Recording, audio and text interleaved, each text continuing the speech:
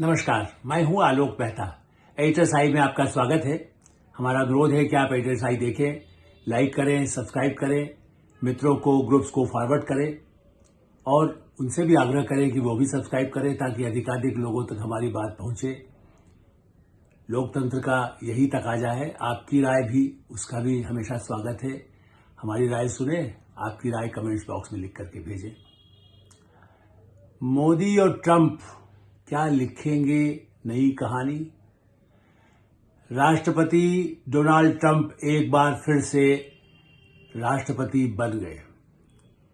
कल तक पूर्व राष्ट्रपति कहा जा रहा था। अब ये ठीक है कि शपथ उनकी जनवरी तक होगी, लेकिन जिस तरह से धुआंधार प्रचार और कांटे का मुकाबला था और उसमें भारत की नजर सबसे अधिक लगी हुई थी और उनकी नजर भी भारत पर थी।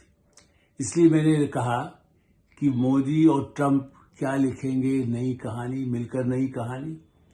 दुनिया की, विश्व की राजनीति पर ये दो देश किस तरह से कहानी लिखेंगे।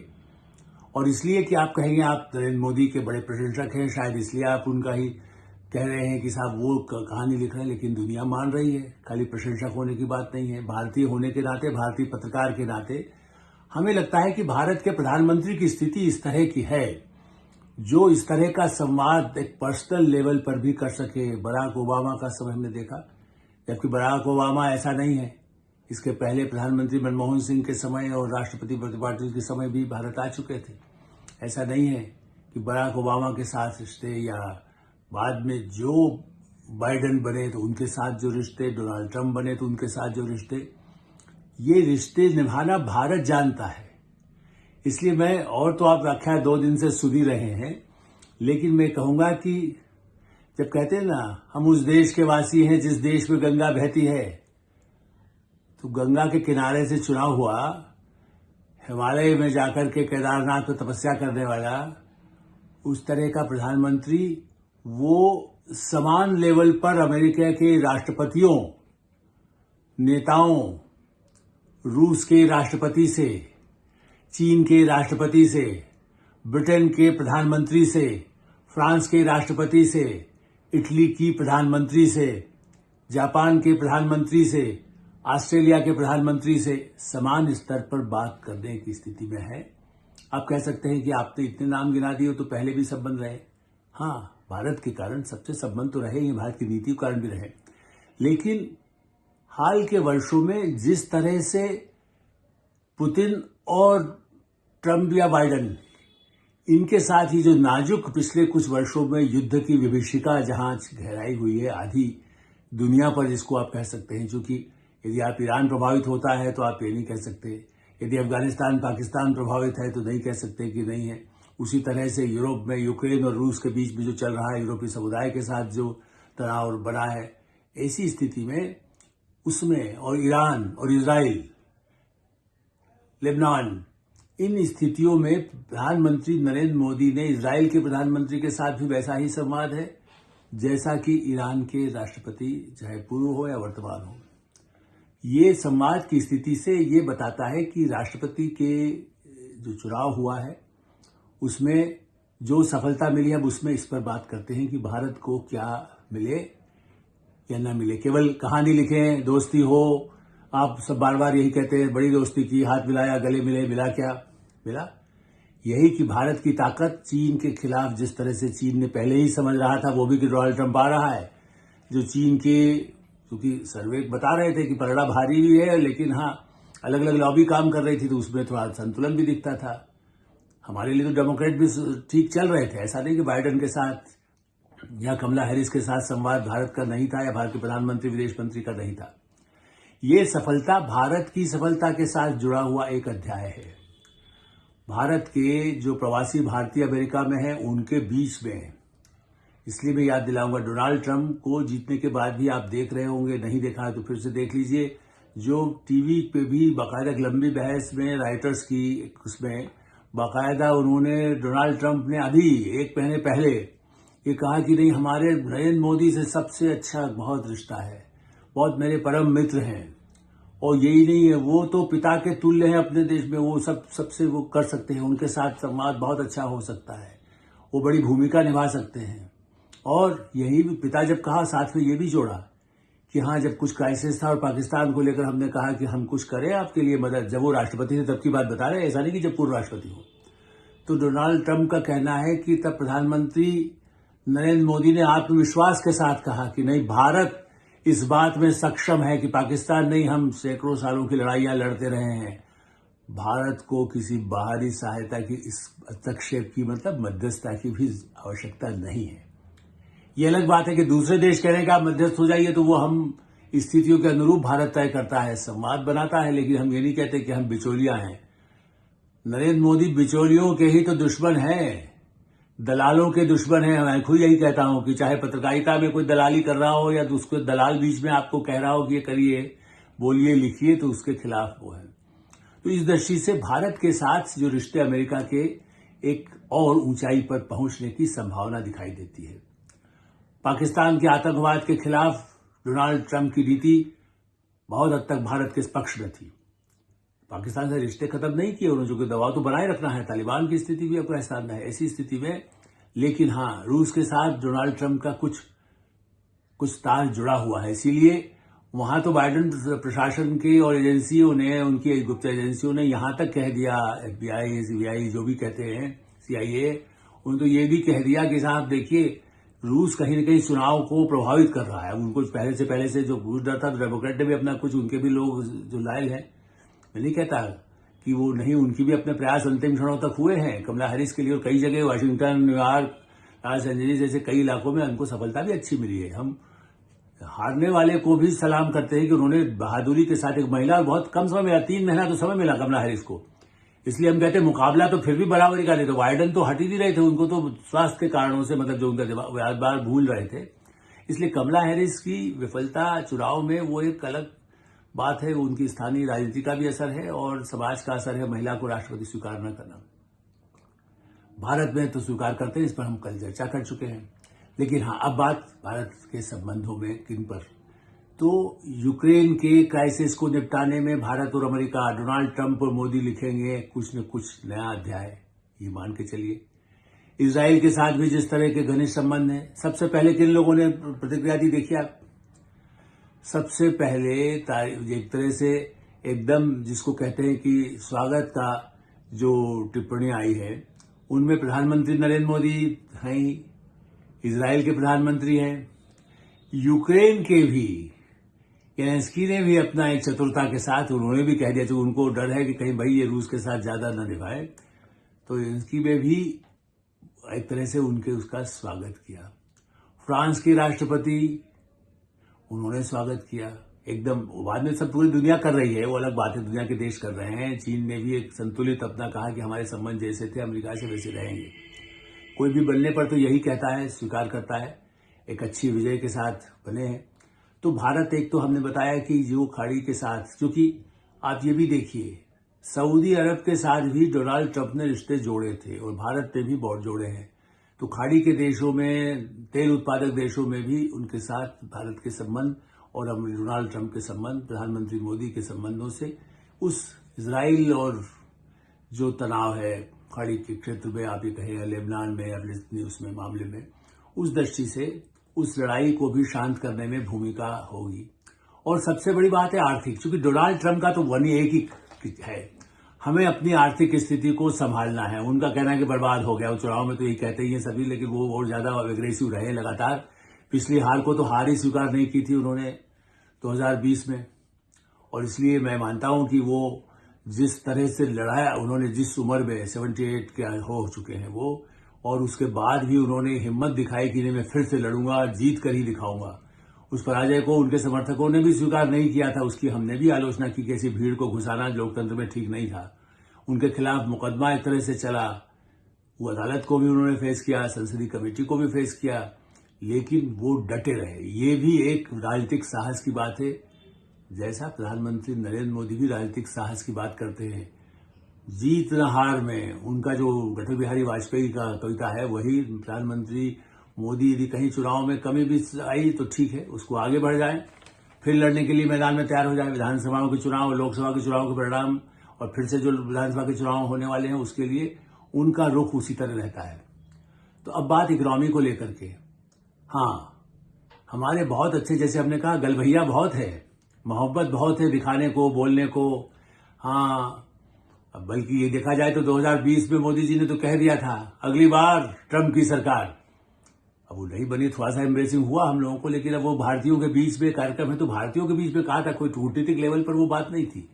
लेकिन हाँ, चूंकि ट्रंप जिस उत्साह से यहाँ आए तो अहमदाबाद में देखा 80,000 की भीड़, और जो ट्रंप की तारीफ वहां पर हुई थी, जिस तरह से स्वागत हुआ था, तो वो भारत के भावभीना स्वागत, और गुजरात जैसे जमीन, राजस्थान जैसी जमीन हो, मध्य प्रदेश जैसी जमीन हो, तो जो स्वागत में उसका मुकाबला पूरे भारत में और शायद और सब राज्यों में होता ही है, लेकिन गुजरात और राजस्थान में जिस तरह का स्वागत होता है वैसा तो देख करके कुछ हद तक महाराष्ट्र में भी कह सकते हैं, लेकिन मुंबई आर्थिक नगरी है।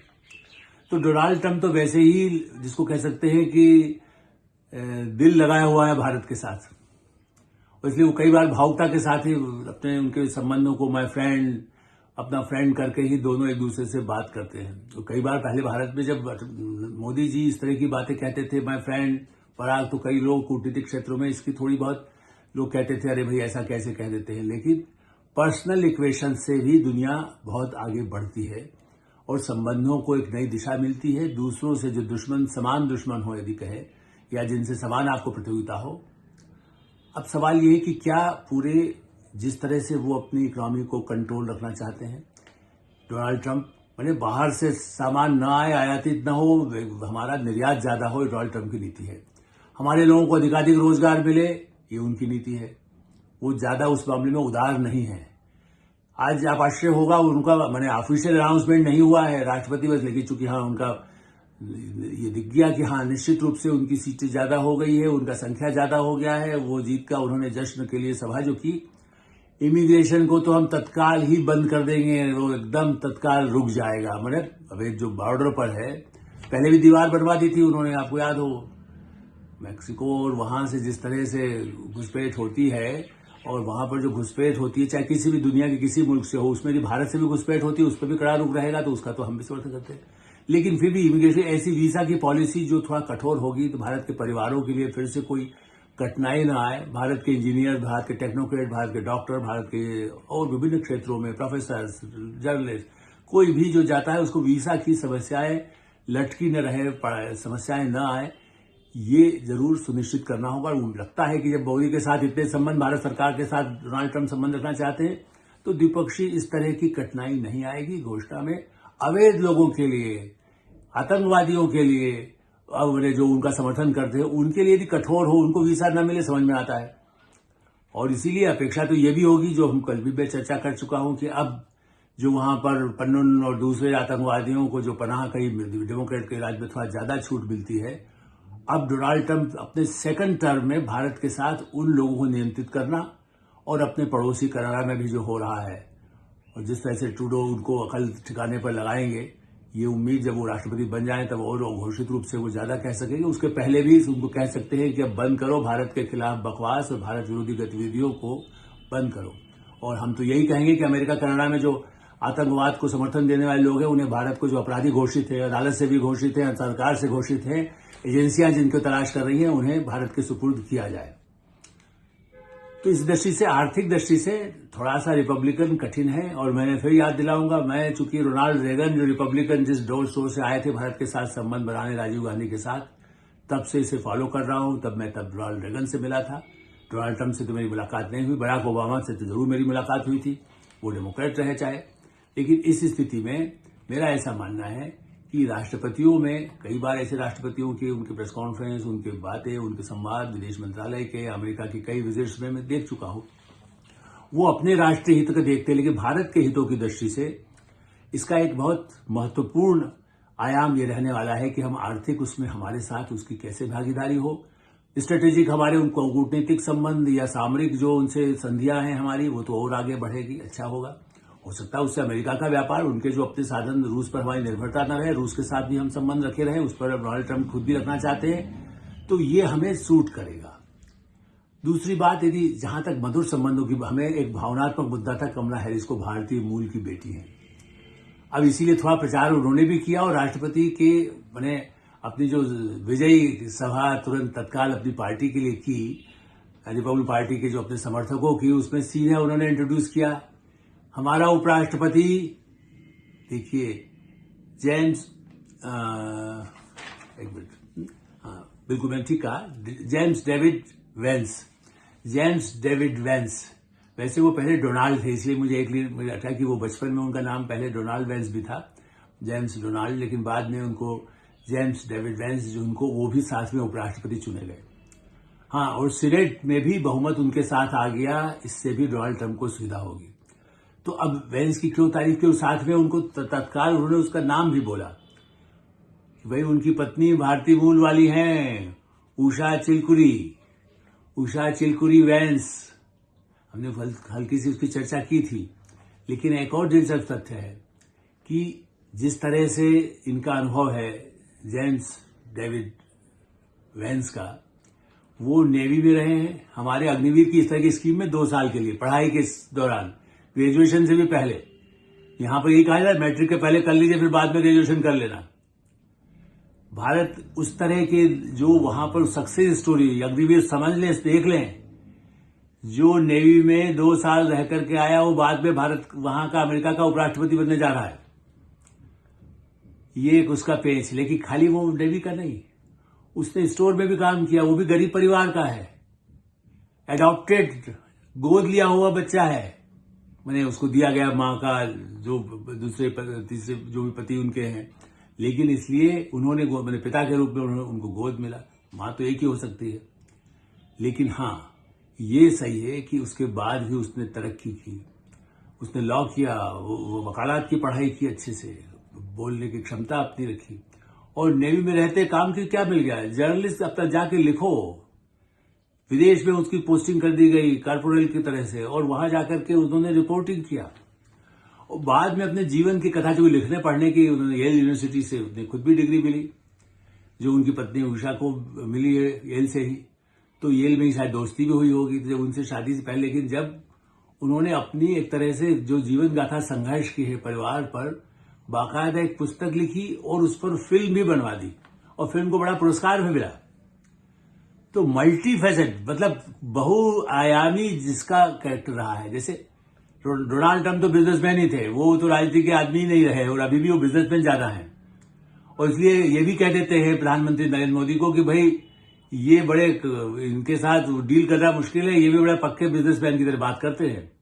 तो प्रधानमंत्री ऐसा नहीं है कि अपने हित, भारतीय हितों की जितनी चिंता डोनाल्ड ट्रंप या किसी राष्ट्रपति प्रधानमंत्री की दुनिया के हो, प्रधानमंत्री नरेंद्र मोदी और उनके जयशंकर या गृहमंत्री अमित शाह वो वही नीति अपनाते हैं। वो यही कहते हैं कि भाई देखो, हम अपना हित का देखेंगे, आपका हित अपनी जगह, हम आपके साथ अच्छे मधुर संबंध है, आइए बैठिए खाइए पीजिए। हम G20 का हमने पूरा भारी आयोजन कर दिया, सफलता से किया, दुनिया को रिश्ते जोड़ रहे हैं, विश्व बंधुत्व की बात कर रहे हैं।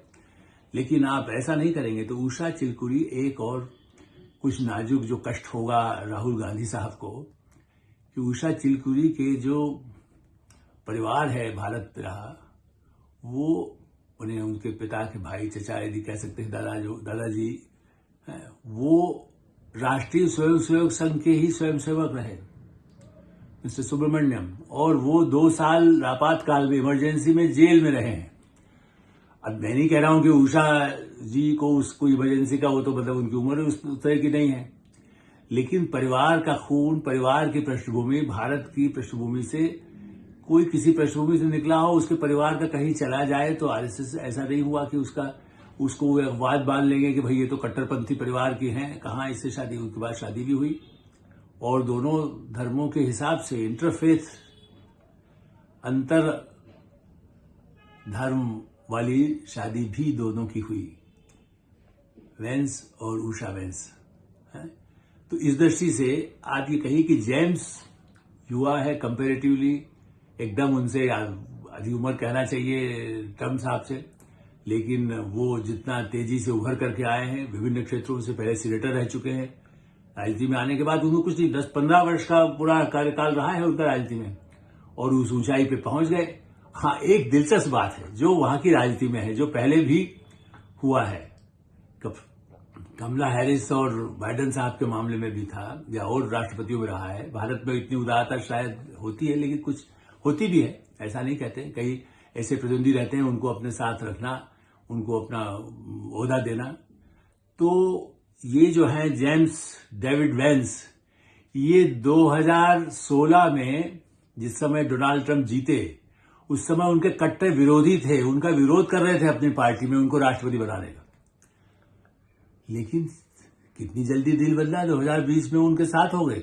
उनको कहा नहीं ठीक है, ये आदमी ठीक है, कर सकता है, क्योंकि उसको परफॉर्मेंस देख लेना। 16 में विरोध किया, लेकिन जब बन गए तो उसके बाद उन्हें समझ में आया, और आज इसीलिए जब चुनने की नौबत आई तो उदार डोनाल्ड ट्रंप ने उन्हें अपना उपराष्ट्रपति नंबर 2 बना लिया है।